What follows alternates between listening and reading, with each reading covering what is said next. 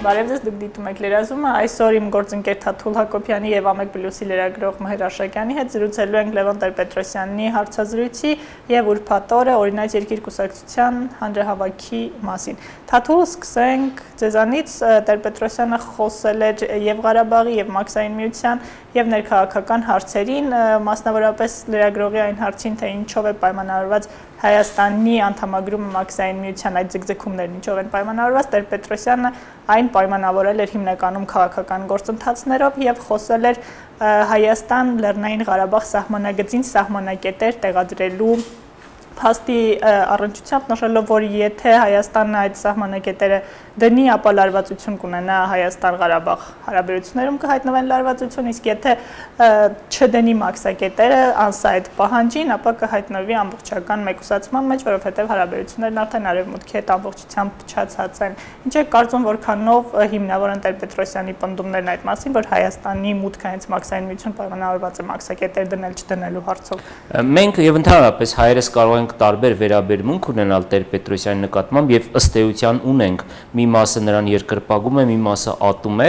բայց կարծում եմ բոլորը կամ մեծ մասը հայության հասկանում է, որ Տեր-Պետրոսյանը լուրջ մարդ է, Հայաստանի առաջին նախագահն է, ճանապարհ է անցել եւ հենց այնպես երևի թե այդպես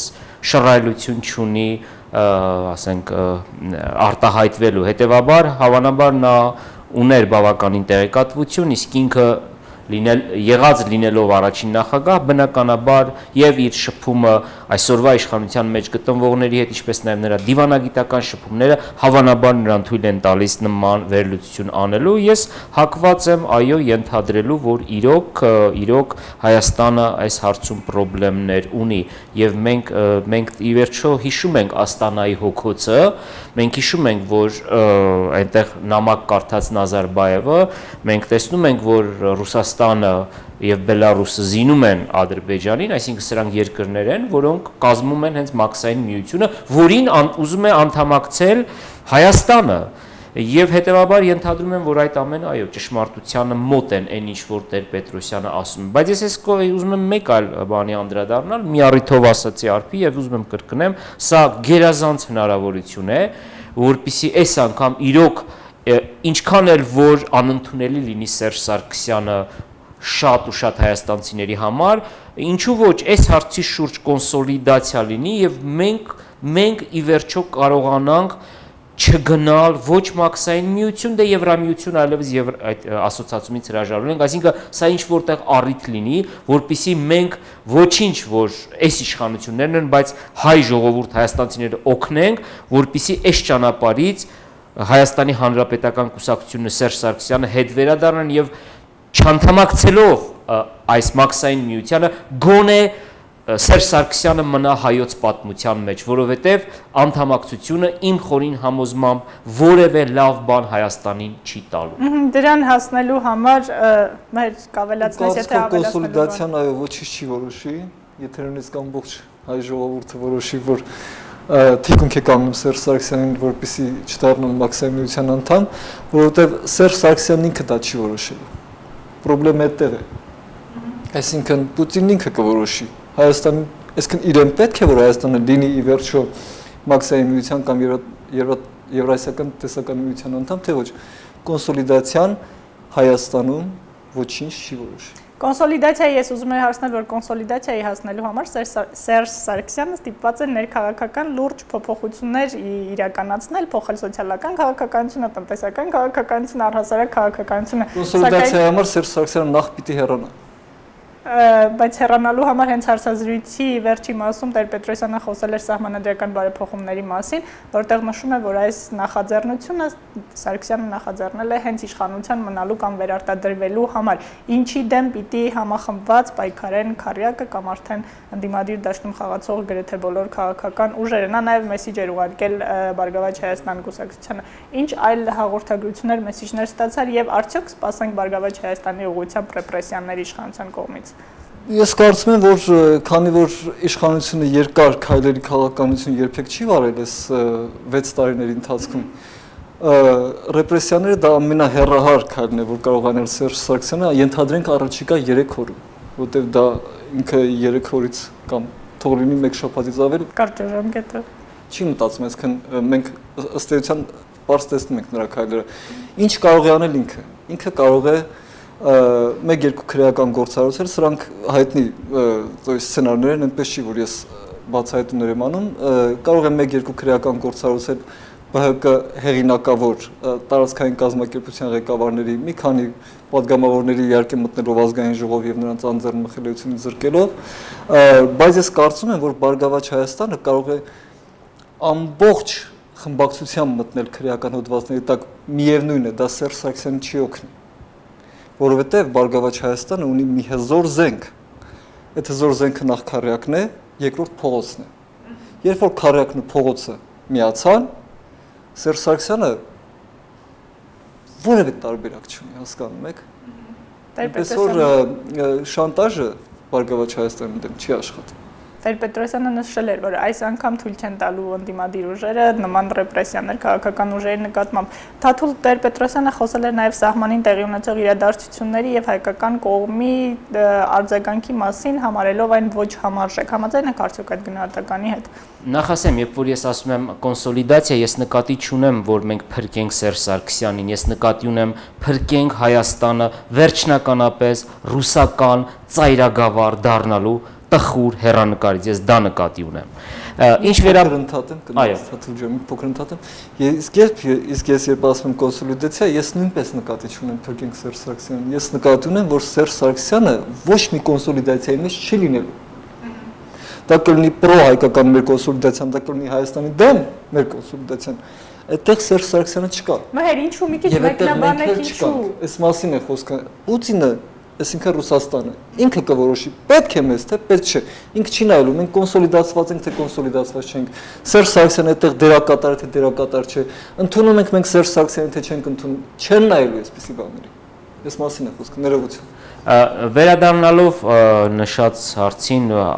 adekvat է թե չէ, ես դժվարանում եմ միանշանակ պատասխանել այդ հարցին, այդ մասին արդեն մենք այստեղ շատ ենք խոսում։ Նայեք, երբ որ Ադրբեջանը իրոք սահմանին, ինչպես շատերն են ասում, իրեն լկտի է պահում եւ ուղղակի քաղաքացիական քաղաքացիների վրա է կրակում, ապա մենք էլ նրանց վրա ամեն առիթով կրակենք, դա իրոք կարող է բերել վերահսկողությունից դուրս գալուն։ Այդ հարցի պատասխանը մի քիչ դժվար է տալ, adekvat ենք թե adekvat չենք, այսինքն երբ որ adekvat չենք, ինչ անենք։ Պաշտպանության նախարարության խոսնակը հայտարարություն տարածել եւ նշել էր, որ իրենց գործողությունները երբեմն ադրբեջանական կողմը թաքցնում է, զոհերին ներկայացնելով այլ դժբախտ պատահարների հետևանքով զոհվածներ։ Այդ նկատի ունեմ արդի, երբ որ խոսքը գնում է 18 տարեկան սպանվածների մասին, իմ համար adekvat չadekvat լինելը մի քիչ դժվար է գնահատել։ Մի անգամ նորից այստեղ այդ մասին խոսել ենք, չէ՞։ Այսինքն ինչ անենք, հիմա Ադրբեջանը խփում է մի 18 տարեկանի հայի, մենք խփում ենք 2-19 տարեկան ադրբեջանցի, հետո նրանք խփում են 4 հայի, հետո մենք խփում ենք 8-ի, գիտեք ինչ կա, այստեղ նստած այդպիսի բաներ հաշվարկներ անելը ուղղակի բարոյականության սահմաններից դուրս է եւ դրա համար եմ ես ասում, որ իմ համար դժվար է պատասխանել։ Այ հարցը այդպես չպիտի տալ, հարցը պիտի տալ հետեւյալ կերպ։ Նրանք, ովքեր ասում են, որ adekvat չէ, պատրաստ են, որպեսզի հաջորդը իրենց տուն բերեն իր որդու դիակը, իր եղբոր դիակը, հասկանում եք։ Ես այս հարցին այդ տեսանկյունից եմ փորձում նայել, բայց ամփոփելով ես կարող եմ ասել, որ այնուամենայնիվ հայկական կողմը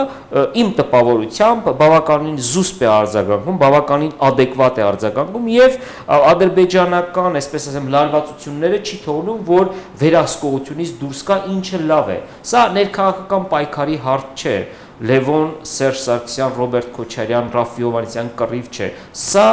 18-20 տարեկան հայ տղաների սահմանում բնակվող հայ մարդկանց մասին է, որոնք պահում են այս երկիրը։ Adekvatության մասին փոքրիկ խնդրեմ հեր դիտարկում ես անում։ Ընդհանրապես բարեբախտաբար ես համաձայն եմ Թաթուլ Հակոբյանի հետ, նախ այն պատճառը, որ ինքը լավ է հասկանում, բայց ես ուզում եմ ենթադրել, թե ինչ նկատի ունի Տեր-Պետրոսյանը եւ ընդհանրապես ինչ նկատի ունենք մենք բոլորս, ներառյալ Թաթուլ Հակոբյանը adekvat ասելով։ Մենք բոլորս նկատի ունենք մի ռեակցիա տեղի ունեցածին, որը մեզ կողքեվի։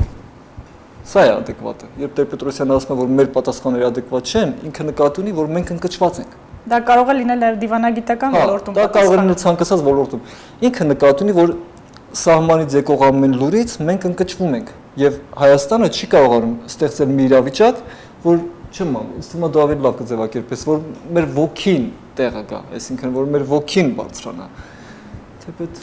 Եվ անդրադառնանք ուրբաթ օրը տեղի ունեցած երկար ժամանակ իշխանության մեջ եղած եւ արդեն ընդդիմություն դարձած օրինաց երկիր կուսակցության հանրահավաքին, բայց հանրահավաք է եղել դա։ Անունն է եղել հանրահավաք, որտեղ անկեղծ ասած ես ուզում եի ասել հավաքին, բայց թույլ չտալով էթիկայի խախտում նշեցի հանրահավաքին, այնուամենայնիվ խոսակցություններ կային, որ նախ հանրահավաքը սկսեց նշված ժամից ահագին ուշացած, որովհետեւ հրապարակը մարդկանցով չէր լցվում, չկային օրինաց երկիր կուսակցության այդ կարկառուն ներկայացուցիչներ, այնուհետև նրանց այնուամենայնիվ հաջողվեց հավաքել որոշակի զանգված եւ բերել հրապարակ, հիմնական մասը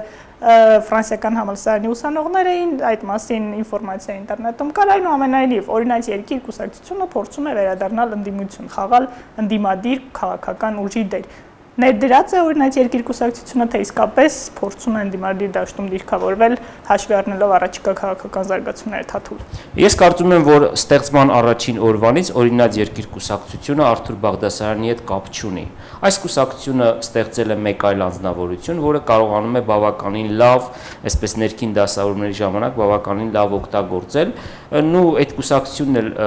բավականին հաճույքով է այդ օգտագործվողի իր դերակատարությունը իմ տպավորությամբ կատարում։ Հիմա փորձ կարվի իհարկե այս պայմաններում, երբ որ ձևակերպվել է հրաշալի քառյակը, հրաշալին կարող եք նաև չակերտներում ընկալել, փորձ է արվելու Արթուր Բաղդասարյանի միջոցով ինչ որտեղ նաև որոշակի ձայներ ընդդիմությունից ստանել, ինչը ինչքան էլ որ այդ ուրբաթօրյա հավաքը տխուր հավաք լիներ, որովհետև ըստ էության մարդ չէր եկել, ինչքան տխուր լինի, այնուամենայնիվ Արթուր Բաղդասարյանը կարողանում է որոշակի զանգված, կարողանում է մոբիլիզացնել եւ ինձ թվում է կկարողանա մոբիլիզացնել, որովհետեւ քաղաքականությունը, գիտեք, ի վերջո դա եկեղեցի գնալ չէ, էլի։ Ժամանակի ընթացքում ինձ թվում է ինքը կկարողանա տարբեր միջոցներով, ասենք դդումի մուրաբա բաժանելով, ասենք սոցիալական հարցերից խոսելով, իրենց բնորոշ այդ ամբողջահաճ այս տակտիկը օգտագործելով կփորձի որոշակիորեն ինքը վերակենդանանալ, որտեղ օրինաց երկիրը այսօր իրոք ագոնիայի մեջ է, հոգեվարքի մեջ է եւ պետք է փորձի այդ հոգեվարքից դուրս գալ։ Եվ նաեւ պետք է հասկանանք, որ Ազատության հրապարակը շատ մեծ է Արթուր Բաղդասարյանի համար։ Ազատություն հրապարակ լցնելու համար պետք է լիներ շատ խելացի ազնվորություն, լավ հռետոր եւ հեշտ չէ Ազատության հրապարակը լցնել մարդկանցով, երբ որ ընտրություններ չկան, երբ որ ամառվա շոկ է։ Մի խոսքով տեսնենք ավելի լավ ժամանակներին եւ ավելի ստապ գնահատականներ կարող ենք տալ, բայց որ Արթուր Բաղդասարյանը փորձում է այս 4-5 տարիների իր, այսպես ասեմ, սերտ համագործակցություն իշխանությունների հետ եւ դրանից իր ստացված բոլոր օգուտները փորձել պահել հայ հասարակությունից եւ ինքը ներկայանալ որպես զոհի կերպարով, սա միանշանակ ինքը փորձելու է անել։ Կհաջողի արդյոք հաշվի առնելով 2008 թվականից հետո հայ հանրության քաղաքական զարգացվածության աստիճանը արդեն մեզ հնարավոր չի խաբել մուրաբաները։ Այդտեղ զարգացվածությունը այդքան էական չի, մտածեք ինչ է տեղի ունենալու։ Ես կարծում եմ նախ չի հաջողվի, սկսենք այդտեղից։ Երկրորդ Մազերմանը, որ Թաթուլը ասեր, ամենաեականը։ 6 տարի իշխանություն օգտագործեց օրինաց երկրին։ Հիմա ընդդիմությունն է օգտագործել օրինաց երկրին։ Եվ օրինաց երկրին օգտագործելու ազգային ժողովում, քանի որ ազգային ժողովից դուրս օրինաց երկիր գոյություն չունի։ Թաթուլ Հակոբյանը մանրամասն ասեց, թե ինչպես գոյություն չունի։ Եվ այն ռեաբիլիտացիան, որ այս կամ այն կերպ ուրվագծում է ինքը, ես կարծում եմ, որ դա տեղի չունեն այնուամենայնիվ, բայց որ օրինաց երկիրը այս ամբողջ ընթացքում, քանի դեռ նոր ազգային ժողովի ընտրություններ չեն եղել, այդ ամբողջ ընթացքում օրինաց երկիրը կրկին լինելու է իր դերի մեջ, նա օգտագործվելու է, բայց այս անգամ նրան օգտագործելու է ընդդիմությունը։ Ինչը վերջին արտահերթ Քարոլյայի ժամանակ բավական ակնհայտ դարձավ, երբ հանրապետականները չէին կարողանում քվորում ապահովել եւ իրենց վերած օրինագծերը իրար հետևից կամ չէին ընդունում կամ ստիպված կառավարությունը հետ էր տանում հենց քվորում չունենալու պատճառով։ Շնորհակալություն մեկնաբանությունների համար, շնորհակալություն, այսպիսիներ լրացումը շարունակեք հետևել Զելնեթ։